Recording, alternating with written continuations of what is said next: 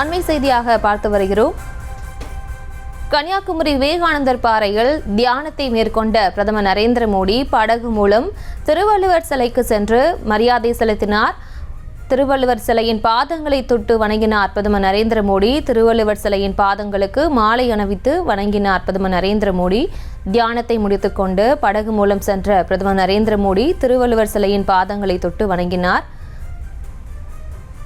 கன்னியாகுமரி விவேகானந்தர் பாறையில் 45 மணி நேர தியானத்தை மேற்கொண்ட பிரதமர் நரேந்திர மோடி தியானத்தை முடித்துக்கொண்டு படகு மூலம் சென்று திருவள்ளுவர் சிலையை வணங்கினார்.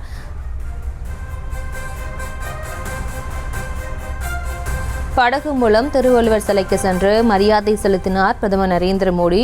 திருவள்ளுவர் சிலையின் பாதங்களை தொட்டு வணங்கினார்.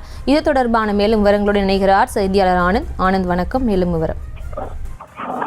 வணக்கம். கன்னியாகுமரி விவேகானந்தர் நினைவு மண்டபத்தில் தியானம் மேற்கொள்வதற்காக பிரதமர் மோடி நேற்று முன்தினம் மாலை 3 நாட்கள் பயணமாக ஹெலிகாப்டர் மூலம் கன்னியாகுமரி வந்தடைந்தார். பின்னர் ஹெலிகாப்டர் தளத்திலிருந்து பிரதமர் மோடி பலத்த போலீஸ் பாதுகாப்பு மூலமாக கன்னியாகுமரி பகவதி அம்மன் கோயிலுக்கு சென்றார். அங்கு பகவதி அம்மனை தரிசித்துவிட்டு விவேகானந்தர் நினைவு மண்டபத்திற்கு சென்று அங்கு 45 மணி நேர தியானத்தில் செய்வதற்காக மண்டபத்திற்கு சென்றடைந்தார்.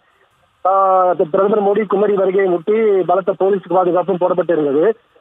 3 நாட்கள் தியானத்தில் இருந்த அவர் ஜூன் 1ஆம் தேதியான இன்று பிற்பகல் தனது தியானத்தை முடித்துவிட்டு விவேகானந்தர் நினைவு மண்டபத்தில் அருகே அமைந்துள்ள திருவள்ளுவர் சிலைக்கு மாலை அணிவித்து அவர் திருவள்ளுவருடைய காலை தொட்டி வழங்கி அங்கு சுற்றி வந்திருக்கிறார். இதைத் தொடர்ந்து அவர் சிறப்பு படகு மூலம் கரைக்கு வர உள்ளதாக தகவல் கிடைத்துள்ளது. அதன் பின்னர் ஹெலிகாப்டர் மூலம் திருவனந்தபுரம் சென்றடைகிறார். செய்திகளை உடனுக்குடனும் துல்லியமாகவும் தெரிந்து கொள்ள சப்ஸ்கிரைப் பண்ணுங்க.